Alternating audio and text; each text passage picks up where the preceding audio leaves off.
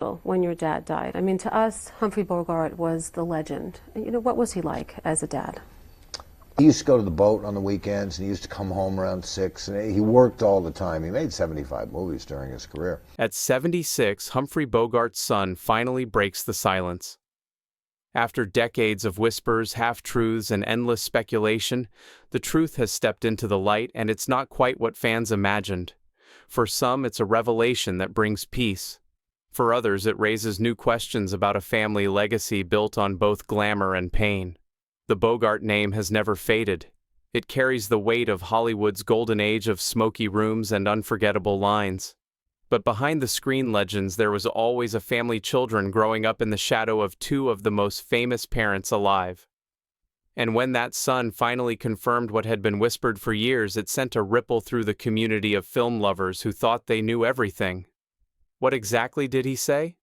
What is fact and what remains rumor? And why does it matter so much all these years later? Join us as we retrace the path from Humphrey Bogart's origins to the rise of his family, to the long-awaited confirmation that changes how we see it all. But before we get to the truth, we have to go back to where it all began. Before the whispers, before the tabloid headlines, there was a boy born into a legacy he never asked for. Stephen Humphrey Bogart came into the world on January 6, 1949 in Los Angeles. His father, Humphrey Bogart, was already a towering figure on the silver screen, the man whose name had become shorthand for cool defiance and quiet strength. His mother, Lauren Bacall, was barely out of her teens when she'd risen to stardom and then stepped into the whirlwind of marriage with Bogart. Together, they were Hollywood royalty. For Stephen, that meant his childhood was never just his own. The Bogart home was a paradox. On the surface, it had the trappings of wealth and stardom and elegant house visitors who were household names and the glamour of premieres and parties. But behind the curtain, the air was heavy with the pressures of fame. Humphrey Bogart, though deeply devoted to his family, was a man defined by his work, by his roles, and by the intensity of the studio system. Stephen's earliest memories were of a father often away on set, and a mother juggling career demands with the realities of raising children in the Hollywood spotlight. Still, what Stephen absorbed most was resilience. He was a sensitive child, quick to notice when moods shifted in the house. He adored his father, but was also aware, even as a boy, of the frailty that would eventually claim Bogart's life. When Humphrey was diagnosed with esophageal cancer, Stephen was just 8 years old. By the time his father passed in 1957, he was only 8, forced to grapple with grief on a stage far larger than most children could imagine. But here's the truth: those early losses shaped him in ways that would echo for decades. Stephen learned to navigate silence, to guard his words, and to carry the Bogart name with a mix of pride and caution. The world wanted stories. He wanted peace. That tension would never leave him. And yet, in the years that followed, the very qualities that defined his father, the stubbornness, the integrity, the quiet fire, would surface in Stephen, setting the stage for how he handled the weight of rumors that would one day follow him into adulthood. Stephen Bogart didn't step into Hollywood the way his parents had.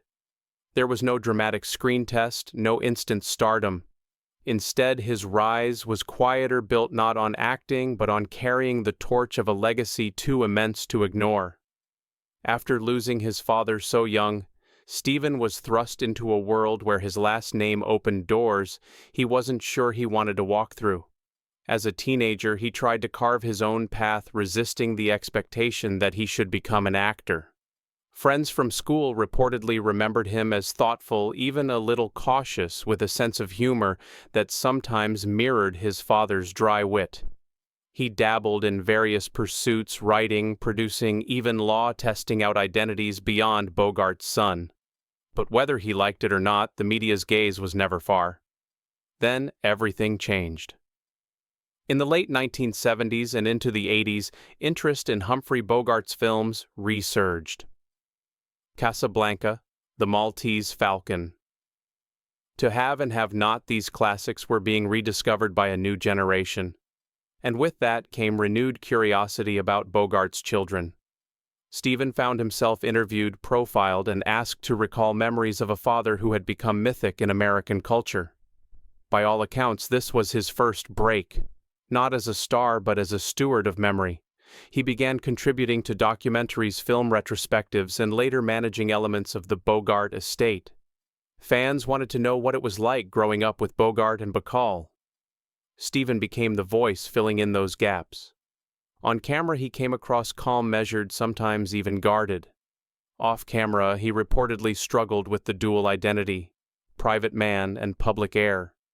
Was he honoring his father, or was he trapped in a shadow he could never escape? That tension defined the arc of his early adult years. But here's where it gets complicated. While the public saw him as a bridge to the past, Stephen himself wanted to establish credibility on his own terms.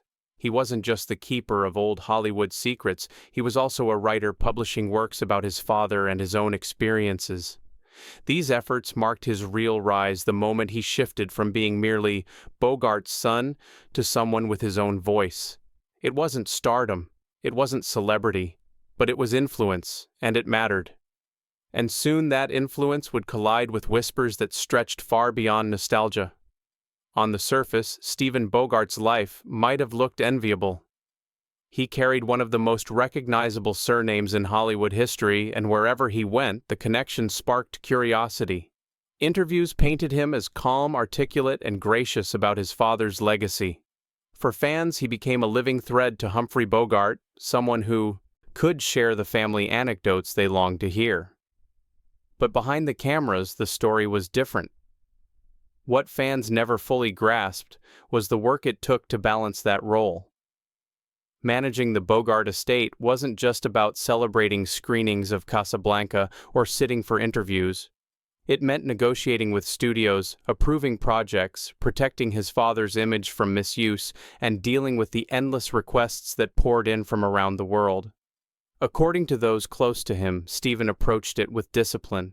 He learned contracts, oversaw branding, and cultivated a respect for intellectual property long before it became a buzzword in Hollywood.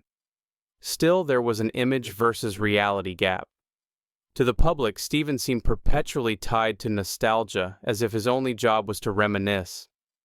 In truth, he built a second career around writing, consulting, and speaking. He authored books, most notably Bogart, In Search of My Father, where he offered a candid but respectful portrait of growing up in the Bogart-Bacall household. Readers expected Hollywood glamour. What they got instead was honesty. A child struggling to understand a distant father, a grieving boy finding his footing, and later a man determined not to be consumed by legend. Now, if you're wondering whether this earned him universal admiration, the answer is more complicated. Some fans cherished his openness, others critiqued him for being too guarded or for not revealing enough. That duality defined his role. He was both the gatekeeper and the interpreter of a legacy too vast to be pinned down. And that's when the whispers started. Because when a famous name is involved, people rarely accept boundaries. Questions began to surface about the family's wealth, about health, about rumored rifts, and even about his own future. None of them confirmed. All of them persistent, and that's when the whispers started. By the 1990s, as Humphrey Bogart's legacy cemented itself in film history, Book's interest in his son grew sharper. Fans wanted more than screenings and memoirs, they wanted answers. Inevitably, rumors filled the spaces where facts ran thin. Some revolved around health. Was Stephen in good condition, or had he inherited the same vulnerabilities that cut his father's life short? On forums and in gossip columns, claims swirled about possible illnesses. None were ever confirmed, but the speculation was constant, as if the Bogart name carried an expectation of tragedy. Then there were the financial rumors. With an estate tied to one of the most bankable faces in film history, people speculated endlessly about wealth. Was Stephen living off a Hollywood fortune? Was the family struggling to maintain rights? Reports conflicted. Some suggested the estate had dwindled. Others insisted it remained solid. As always, the truth was more nuanced than whispers allowed.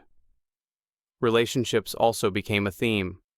As the son of Bogart and Bacall, every mention of romance in Stephen's life drew attention. Tabloids, hinted at supposed difficulties, while others suggested he intentionally kept partners out of the spotlight. Again, little of this was ever verified. Privacy was his shield, but it also fueled curiosity. Career questions lingered too.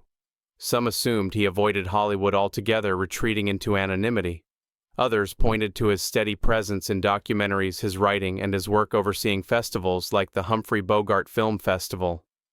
The reality lay somewhere in between engagement without immersion. Here's where it gets complicated. Because of the Bogart name, even the simplest choices where Stephen lived, how often he appeared in public when he granted interviews, became fodder for rumor.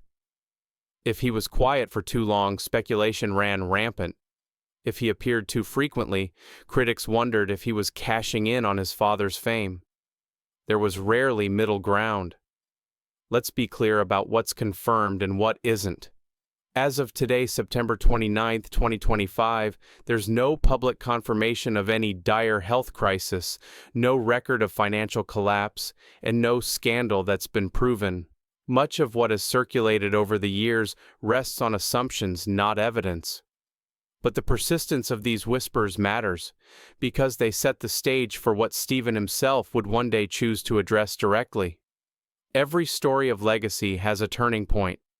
For Stephen Bogart, it arrived not with a film role or a scandal, but with a choice how much of his father's world he was willing to carry and how much of his own life he was willing to reveal. The moment began quietly. In the early 2010s, as retrospectives of Humphrey Bogart and Lauren Bacall surged again, Stephen was asked to take a more public role. The centennial celebrations of Bogart's birth, the festivals in Key Largo, the renewed box set releases, all of them needed a spokesperson. For years he had been content to support from the sidelines, offering selective interviews and guiding projects, but now the spotlight was unavoidable. Then everything changed. Lauren Bacall passed away in 2014, and with her loss, Stephen found himself the primary torchbearer of both parents' legacy. Media outlets turned to him for context, for remembrance, for the kind of details only a son could give. It was no longer a matter of choice, it was obligation shaped by history. Behind the cameras, the weight grew heavier. According to close acquaintances, Stephen wrestled with the balance between privacy and duty. Fans wanted candid truths, and journalists pressed harder about old rumors, about finances, about his personal life, about whether he would finally set the record straight. At first, he deflected, keeping his answers measured. But the pressure built, and that's when the crisis point hit. Stephen began noticing how speculation distorted the family's story. Online posts claimed the Bogart fortune had vanished. Others suggested family rifts. Still others cast doubt on his own commitment to preserving the legacy. The sheer persistence of these rumors reportedly frustrated him. He had spent decades protecting the Bogart name, and yet the narrative kept spiraling out of his control. Now, if you're wondering why this mattered so deeply, the answer lies in what the Bogart name represents. For millions of fans, Humphrey Bogart isn't just an actor, he's a cultural icon, shorthand for timeless integrity. To let misinformation spread unchecked wasn't just an annoyance. It was, in Stephen's eyes, a threat to something larger than himself. So he reached a crossroads. He could continue with silence, allowing whispers to define the narrative. Or he could finally address them head-on, knowing that whatever he said would echo across generations of film lovers. It was a choice that would change everything. When Stephen Bogart finally addressed the rumors, he did it in the same way he's handled most of his life, with restraint, honesty, and a steady voice. There was no dramatic press conference, no fiery tell-all. Instead, the confirmations came in pieces: interviews, essays, festival appearances, and conversations where he allowed glimpses into the truth without sensationalism. So what's actually confirmed? First, the financial questions. For years, speculation swirled about whether the Bogart estate had collapsed or remained a Hollywood fortune. Stephen clarified that while the family was not destitute, the estate wasn't a bottomless bank account either. In several interviews tied to the Humphrey Bogart Film Festival, he explained that managing the rights to his father's image was a business requiring constant attention. He noted that licensing deals, screenings, and memorabilia helped keep the estate viable, but it was work, not passive income. In other words, the fortune wasn't endless, but it was carefully sustained. Second, his role as the legacy's steward. Stephen confirmed that after Bacall's passing in 2014, he took on greater responsibility for ensuring his father's story was told accurately. He has spoken openly about the challenges of balancing nostalgia with truth, saying in one conversation that it's not just about celebrating Casablanca, but also about remembering Humphrey Bogart as a father and human being. This was his way of addressing whispers that he was cashing in. The truth? He was curating and protecting, not exploiting. Third, the personal health rumors. Here's where it gets complicated. Over the years, speculation claimed he suffered from illnesses like his father. Stephen has directly addressed some of this, confirming that while aging naturally comes with challenges, there has been no public record of serious life-threatening illness. He has even joked in interviews about how strange it feels to read online that he's been gravely ill while he's out walking his dog. By addressing it with humor, he both reassured fans and highlighted how persistent misinformation can be. Fourth, relationships. Stephen has been more guarded here, but he's acknowledged the difficulty of living a private life under a famous name. In one radio conversation, he admitted that privacy was his priority, that not everything needed to be public, and that choosing to keep personal details quiet should not be read as proof of scandal. It was in its own way a confirmation. Yes, he valued privacy, and yes, the absence of headlines didn't mean trouble. Finally, the career pivot.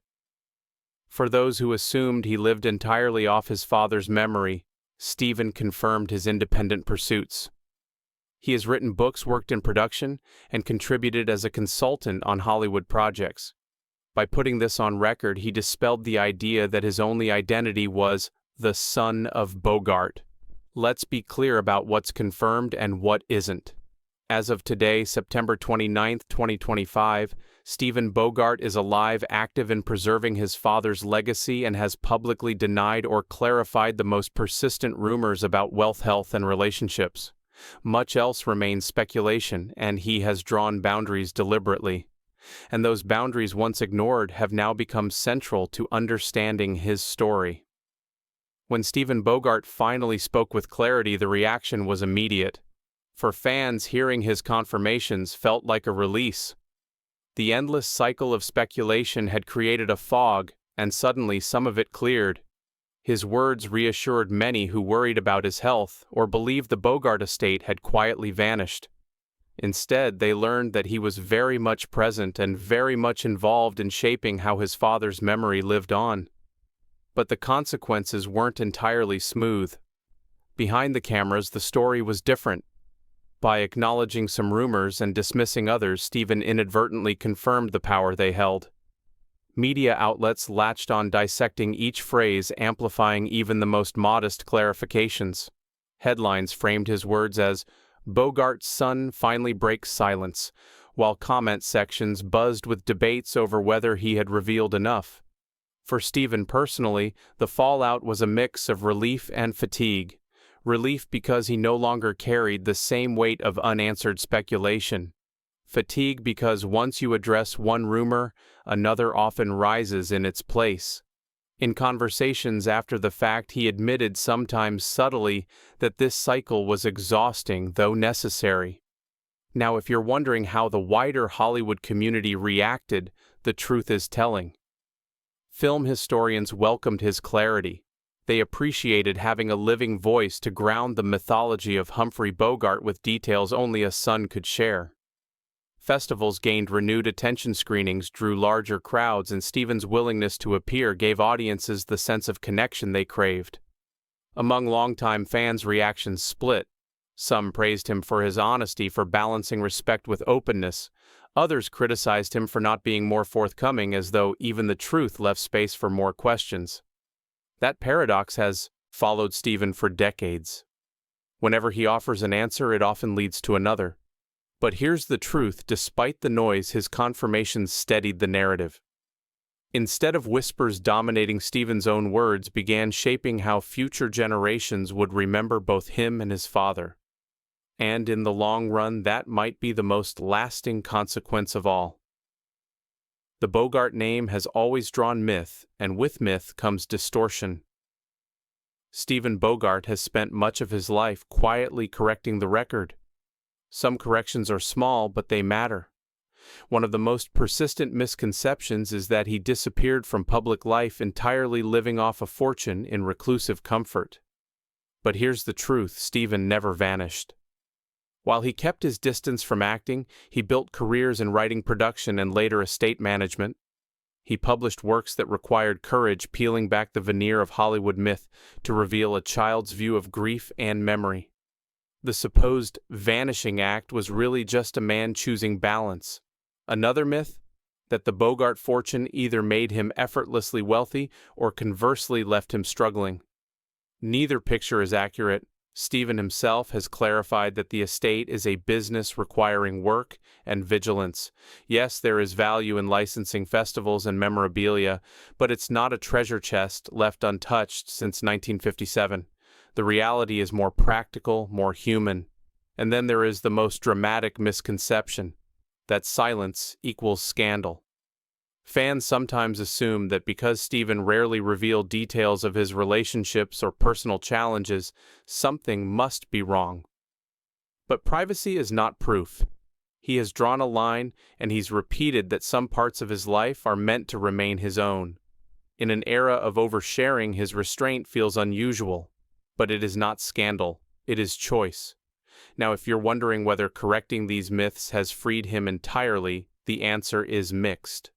Some rumors persist no matter what, others fade once context is clear.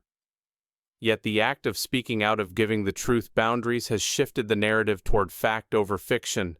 That perhaps is Stephen's greatest act of stewardship. Not only protecting his father's legacy, but protecting his own life from being rewritten by strangers. As of today, September 29, 2025. Stephen Humphrey Bogart is alive at 76 and still actively involved in preserving the legacy of his legendary parents. He appears at film festivals, gives interviews selectively, and continues to oversee projects connected to Humphrey Bogart's estate. He has taken a measured approach, remaining present without becoming overexposed. Behind the cameras, the story is one of balance. Friends describe him as someone who values family and privacy above all. He reportedly spends much of his time in Florida, where the annual Humphrey Bogart Film Festival takes place, and where fans gather to celebrate classics like Casablanca and The Maltese Falcon. For him, this is not just business, it's connection, a way of giving back to those who still cherish his father's work. Health-wise, there is no public record of any crisis. He has dismissed false reports with humor, noting that if one believed every rumor, he has been gravely ill and perfectly healthy at the same time. The truth is simpler. Like anyone in his 70s, he lives with the normal realities of age, but there is no confirmation of anything dire. Financially, his role remains steady. Managing an estate requires attention, but it also provides continuity. Through licensing deals, retrospectives, and careful stewardship, he has ensured that Humphrey Bogart's image remains both protected and accessible. And personally, Stephen remains guarded, and that's by design. He has confirmed enough to satisfy curiosity, but he continues to keep intimate details of his life private. Fans may not know every detail, but they know this: he is still here, still present, and still shaping how his father's story is remembered. What does Stephen Bogart's arc teach us? At its core, it's about resilience in the shadow of greatness. From childhood, he was faced with loss that could have defined him forever. Instead, he chose to carry the Bogart name without being consumed by it. His legacy is twofold. First, he has ensured that Humphrey Bogart remains more than a face on a poster. Through memoirs, festivals, and stewardship, he has kept the story alive for new generations. Second, he has modeled the difficult art of boundaries, showing that one can respect public curiosity without surrendering private dignity. Fans often ask, how do you grow up with a name that belongs to the world? Stephen's life suggests the answer is balance. You honor the past, but you live the present. You correct the myths, but you let some questions go unanswered. You embrace legacy without losing self. And perhaps that is the lesson for all of us. No matter the shadows we inherit, famous or otherwise, we choose how to carry them. The boy who once stood at his father's funeral has become the man who protects his memory not by feeding rumor but by affirming truth. Isn't that in the end a legacy of its own? Stephen Bogart's story is not one of scandal but of quiet resilience. It reminds us that behind every legend is a family, and behind every family is someone trying to live a life beyond whispers. At 76, he has confirmed what mattered most and left the rest in silence, a silence that speaks volumes. If Humphrey Bogart, Lauren Bacall, or Stephen himself has meant something to you, I'd love to hear it. Share one memory below, the moment you'll never forget, the line, the scene, or even the feeling. Let's honor not just the legend, but the legacy carried forward. Be kind, be specific, and as always, take care of each other.